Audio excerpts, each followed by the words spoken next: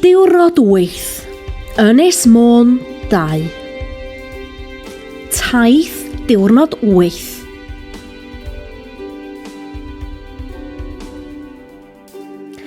Heddiw, da chi'n mynd yn ôl i Ynys Môn. Heddiw byddwch chi'n ymweld â siambr gladdu barclotiaid y gawres, siambr gladdu Bryn Celli Du a chastell Biwmares.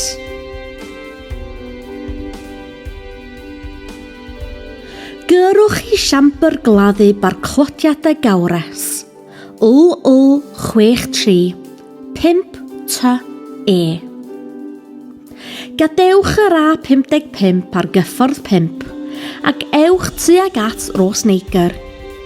Os oes angen, mae toiledau, siopau a chaffis yn y pentref.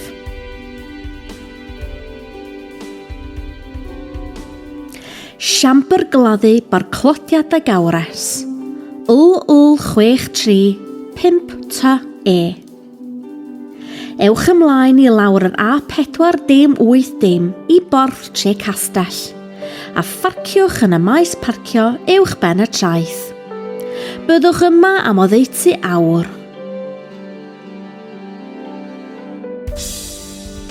Cerddwch at y siambr gladdu.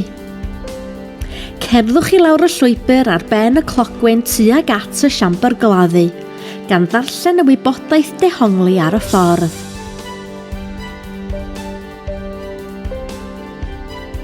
Ewch i mewn i'r siambr gladdu. Archwiliwch o amgylch a thu mewn i'r siambr.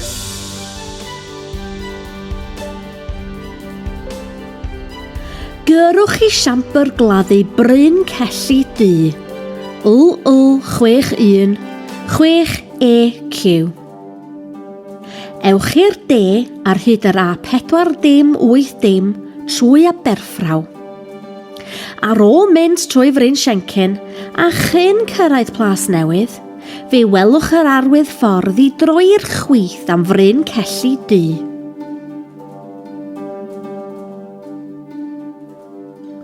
Maes parcio siambr gladdu Bryn Celli Du. Parciwch yn y maes parcio am ddim a darllenwch yr arddangosfeydd gwybodaeth dehongli am hanes neolithig Ynys Môn.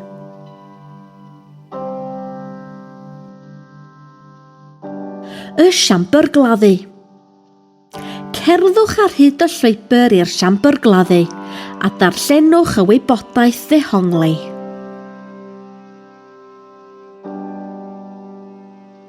Amser cinio.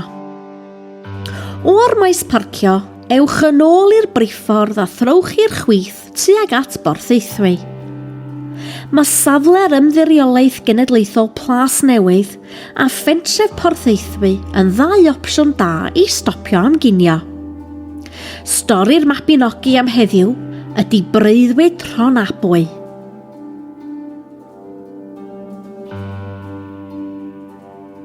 Gyrwch i Biwmares, wl 58 8RA.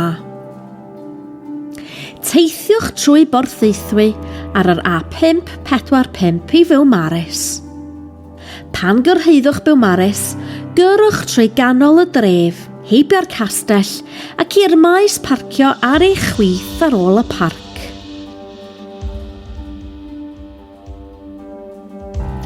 Castell Biwmares. Archwiliwch y castell.